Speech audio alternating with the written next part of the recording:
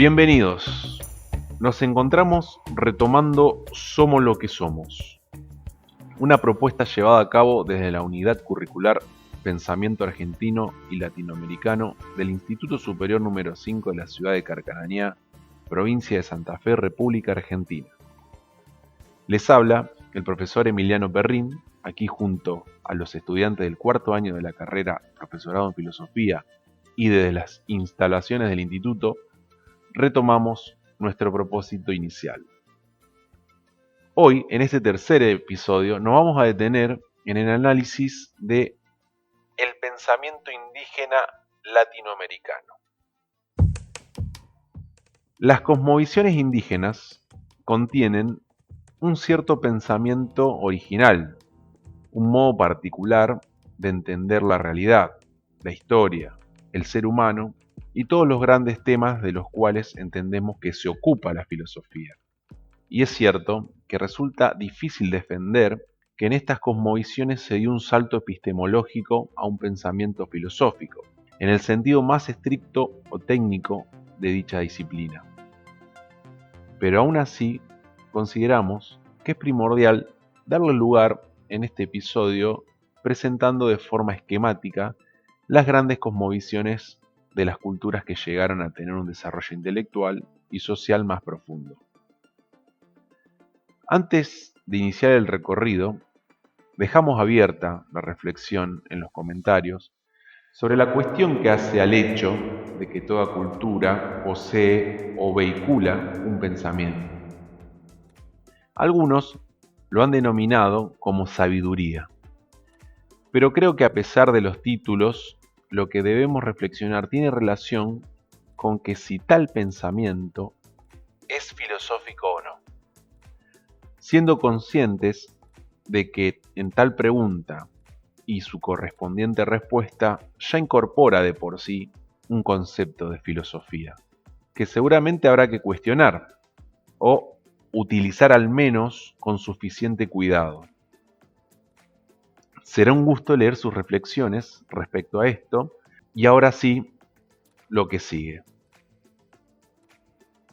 Lo que corresponde indagar es en relación a algunas de las ideas y concepciones que transcurrían en estas tierras antes del 1492, con la emblemática llegada de Colón a las llamadas Indias Occidentales.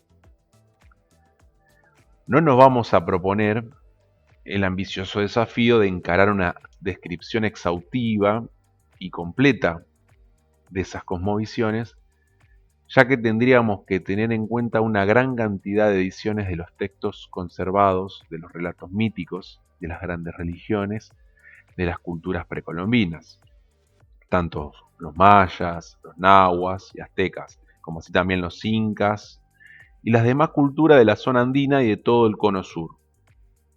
Por esta razón, nos ocupamos de las expresiones más cercanas del pensamiento filosófico. Baste referirnos para un estudio más profundo de estos temas a las obras de otros especialistas en culturas precolombinas, limitándonos a indicar algunos textos introductorios. Para ser sistemáticos en el estudio del pensamiento originario, nos tenemos que referir a dos momentos de la historia de estas culturas. Por un lado, la situación de las cosmovisiones de estos pueblos antes del contacto con los conquistadores. Y por otro, el modo como se mantuvieron y evolucionaron tras el impacto con la cultura europea. Cabe aclarar que este segundo aspecto irá surgiendo esporádicamente en diferentes episodios posteriores. Por esto es importante que se suscriban en YouTube, nos sigan en Spotify, compartan sus comentarios y den me gusta. Eso nos ayudará a construir una narrativa en conjunto junto a ustedes.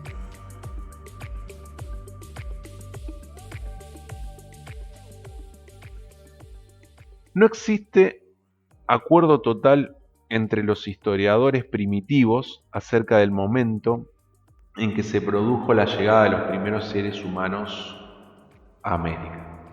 ni tampoco el lugar a través del cual llegaron al continente. Se suele indicar como momento importante de la historia de las diversas culturas humanas el que marca el salto de un estilo de vida cazador-recolector al de ganadero-agricultor.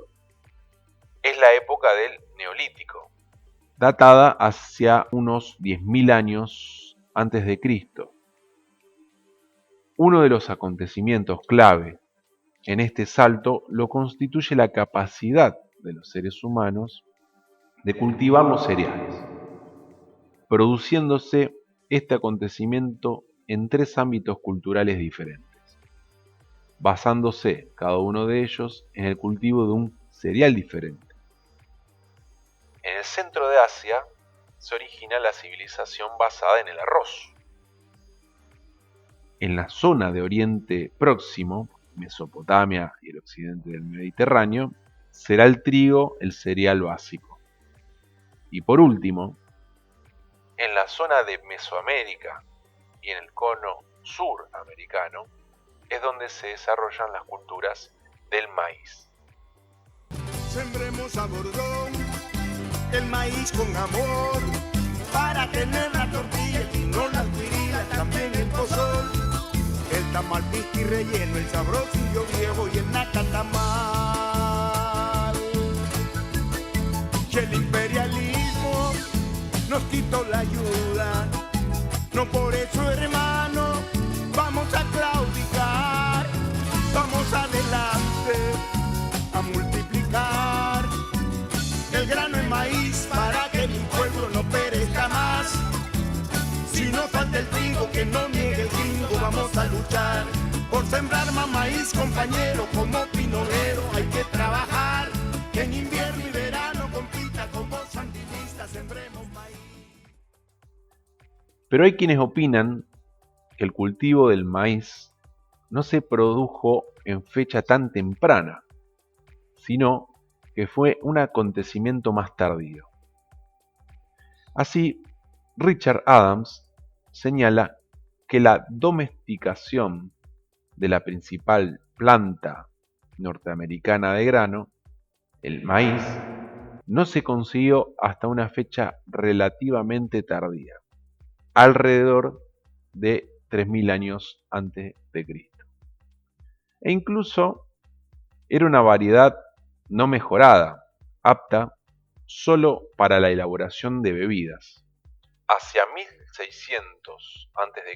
fue mejorada, desarrollándose variedades más productivas y se adaptó a casi todos los climas mesoamericanos.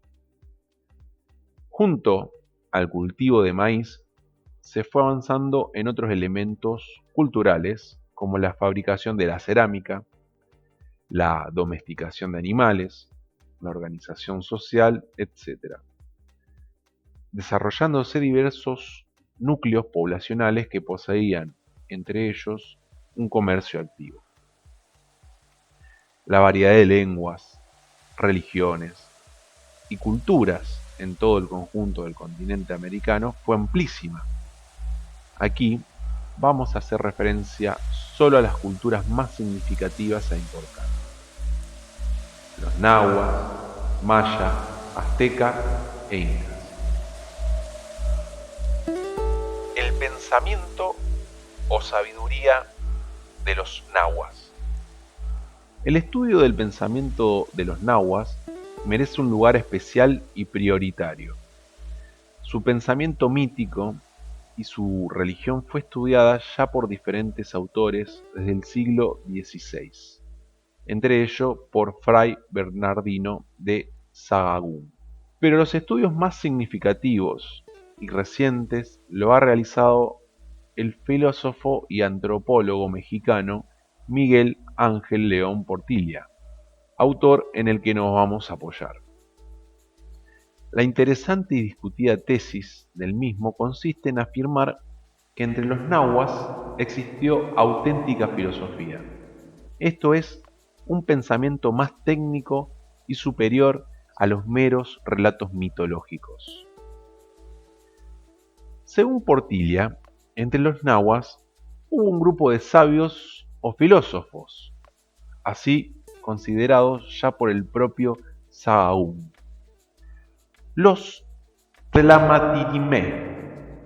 Un sabio, Tlamatini, era para los nahuas el que conoce experimentalmente las cosas, el que directamente conoce, Imatini, el rostro naturaleza, Ix, de las cosas, Tla.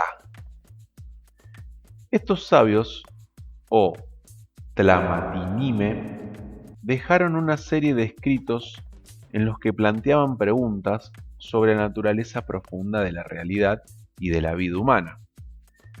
Preguntas que no se conformaban con las respuestas de los relatos míticos, sino que apuntaban a otro nivel de realidad, más verdadero o científico. De ahí que Portilla afirma que es indudable, como se comprobará enseguida documentalmente, que el pensamiento cosmológico de los nahuas había llegado a distinguir claramente entre lo que era explicación verdadera, sobre bases firmes, y lo que no rebasaba aún el estadio de la mera credulidad mágico-religiosa.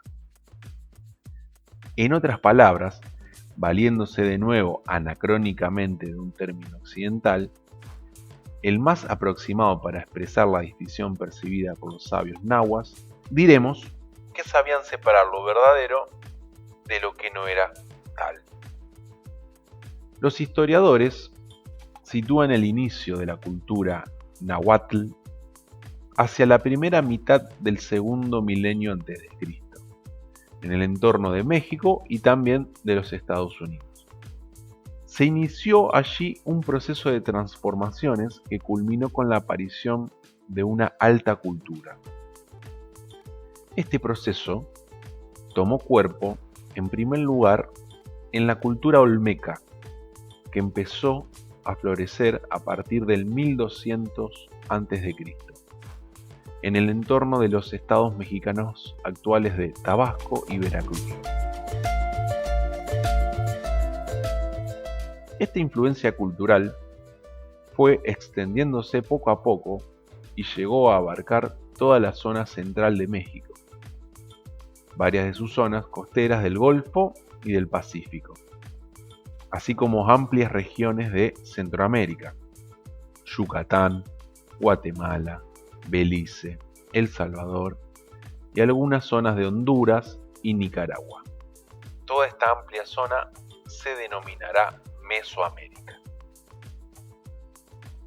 En este entorno cultural se construyeron núcleos urbanos de importancia, con templos, palacios y otro tipo de edificios públicos y privados, así como se desarrollaron complejas organizaciones políticas, sociales, económicas y religiosas, llegándose a crear también reinos e imperios que aglutinaban los diferentes núcleos poblacionales de esta región. Se sabe que alcanzaron un nivel notable de arte, así como un tipo de calendario original y complicado, y todo estaba apoyado en unas complejas concepciones del mundo, expresadas en teorías religiosas y en prácticas morales y culturales que se han recogido en sus libros sagrados, escrito en lengua náhuatl, lenguaje que utilizaron los toltecas, aztecas y otros pueblos similares.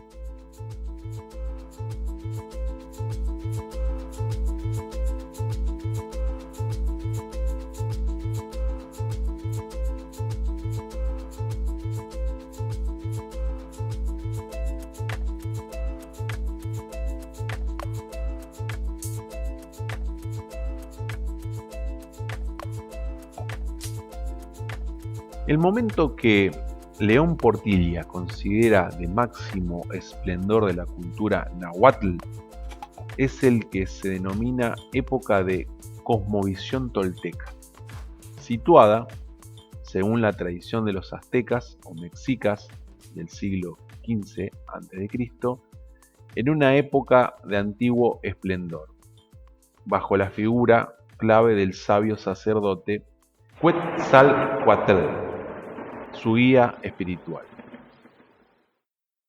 La cosmovisión religiosa se basaba, a grandes rasgos, en la creencia de que la Tierra era como una gran isla dividida en 4 cuadrantes o rumbos y rodeada por agua. Cada cuadrante o rumbo tenía sus símbolos específicos. El oriente, color blanco, era el cuadrante de la luz, de la fertilidad y de la vida. El norte, color negro, se consideraba la región de los muertos. El poniente, rojo, la casa del sol. Y el sur, azul, contenía el mundo de las cementeras. Visto verticalmente, el mundo estaba dotado de varios pisos, tanto por encima de la tierra como por debajo. Por encima estaba el cielo, la morada de los dioses, y por debajo se situaban los pisos inferiores, donde se situaba el Mictlán, el mundo de los muertos. Para los nahuas, el mundo está lleno de poderes invisibles, produciéndose también entre los dioses enormes luchas cósmicas para dominar el mundo. En cada una de las eras o soles se producía el dominio de uno de los dioses, generándose un fuerte cataclismo con el cambio de cada época. Entendían que se había producido la sucesión de 4 épocas o soles: la del aire, tierra, agua y fuego. Y estaríamos ahora en la quinta, la del viento, momento en que nacen los hombres, los merecidos, Macehualtín, referencia al hecho de haber merecido su existencia por el sacrificio de los dioses. En compensación, los seres humanos tendrán que hacer Tlamacehuatlitzin, merecimiento, sacrificio, incluso de sangre, para compensar a los dioses y mantener así un equilibrio cósmico. También la época presente está amenazada de muerte y terminará inevitablemente en un cataclismo. Pero los hombres pueden postergar la llegada de tal desgracia. Quetzalcóatl recibió toda esta tradición mítico-religiosa y la recompuso y completó. En sus meditaciones, llegó a concebir la divinidad como un ser uno y dual a la vez. El principio supremo es Ometeotl, Dios de la dualidad. Metafóricamente, es concebido con un rostro masculino, Ometecutli, Señor de la dualidad, y con una fisonomía al mismo tiempo femenina, Omecihuatl, Señora de la dualidad. Otro nombre que tendría la divinidad es el de Quetzalcóatl, que significa serpiente emplumada, o también mellizo precioso. Y de este título de la divinidad vendría también el nombre del sabio sacerdote Nahuatl, que reconstruyó esta concepción religiosa. Los hombres debían dedicarse durante su vida a la creación de la Toltecáyotl, conjunto de artes e instituciones toltecas, colaborando de este modo a repetir la acción creadora del dios de la dualidad. Esta época de los toltecas era recordada por la posteridad como una época dorada, pero su fin le llegó cuando los hechiceros expulsan al sabio sacerdote Quetzalcóatl de la capital, Tula, e imponen su dominio, y llegarían a introducir también sacrificios humanos. Con la marcha de Quetzalcóatl se produjo una época de decadencia y de conflictos con los pueblos vecinos, que ocuparon el vacío de poder dejados por los toltecas. Le suceden en el poder los aztecas o mexicas, nahuas del norte, adoradores de su dios Huitzilopochtli, que consideraban vinculado a la divinidad del dios dual tolteca y se hacía presente en el sol. Ahora bien, una vez presentados los rasgos más destacados de la cosmovisión náhuatl, nos vamos a detener en la argumentación de León Portilla en defensa de un supuesto pensamiento filosófico entre ellos. Entre los mexicas y otros pueblos nahuas hubo sabios que reflexionaron y profundizaron en las doctrinas religiosas y cosmovisiones nahuas, tal y como las interpreta y amplía Quetzalcóatl. En estos estudios, diversos cuestionamientos surgieron en su ánimo. Uno, se refirieron al destino del hombre en la tierra y sus formas de obrar. Otro, tocaron el espinoso tema de la posibilidad de decir palabras verdaderas acerca de la divinidad. Finalmente, algunos de esos cuestionamientos versaron sobre la muerte y el más allá. Estos sabios, los Tlanatinime, expresaron estos comentarios con dudas e interrogantes por medio sobre todo de poemas y cantos, pero también en exposiciones y discursos en prosa. No llegaron a exponer teorías positivas y amplias sobre los puntos y temas acerca de los que expresaban sus interrogantes, sino que se quedaron solamente en la propia expresión interrogativa, aunque a veces expresan también un principio de respuesta. Ahora bien, como señala León Portilla, el hecho de que sus cuestionamientos resonaran a veces en los cantos concebidos para ser entonados y acompañados por la música, denota que se atrevían a hacer sentir al pueblo la angustia que los afligía ante los que consideraban como enigmas no resueltos.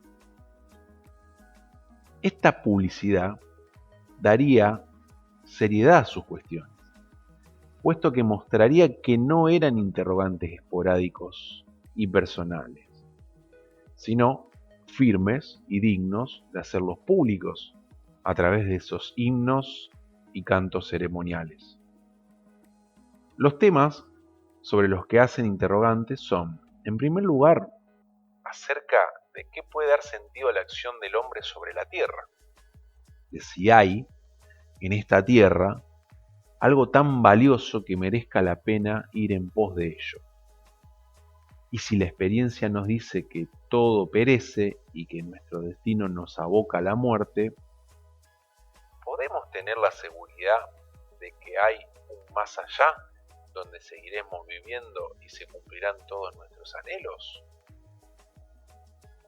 Por tanto, el destino del ser humano aparece incierto, a pesar de las afirmaciones de las doctrinas religiosas.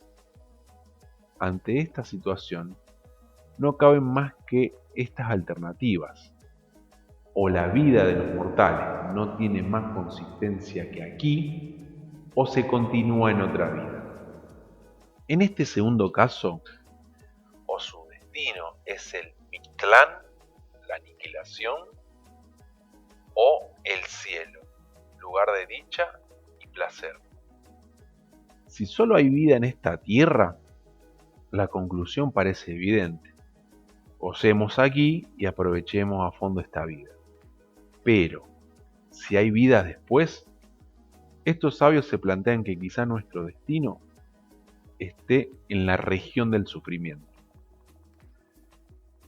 La alternativa más positiva inclinaría a pensar que hay que aceptar el carácter de experiencia única que supone esta vida y el misterio del más allá, y por consiguiente aceptar que la vida auténtica está después.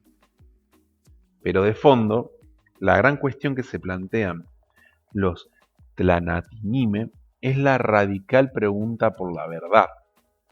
Es decir, ¿qué es verdad y qué es mentira entre los hombres? En uno de los cantares mexicanos, uno de los sabios se pregunta: ¿acaso son verdad los hombres? Por tanto, ¿ya no es verdad nuestro canto? ¿Qué está por ventura en pie? ¿Qué es lo que viene a salir bien? León Portilla nos advierte de que epistemológicamente verdad entre los nahuas era en su forma abstracta Netilitli, la cualidad de estar firme, bien cimentado o enraizado. Así se comprende mejor la pregunta del texto citado. ¿Acaso son verdad los hombres?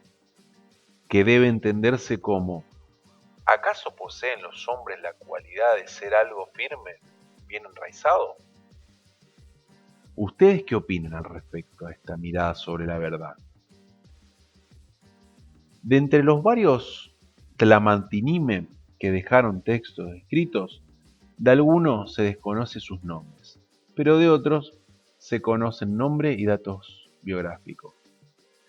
Tal es el caso de Nezahualcóyotl, posiblemente el más conocido de todos, que vivió entre 1402 y 1472 de nuestra era.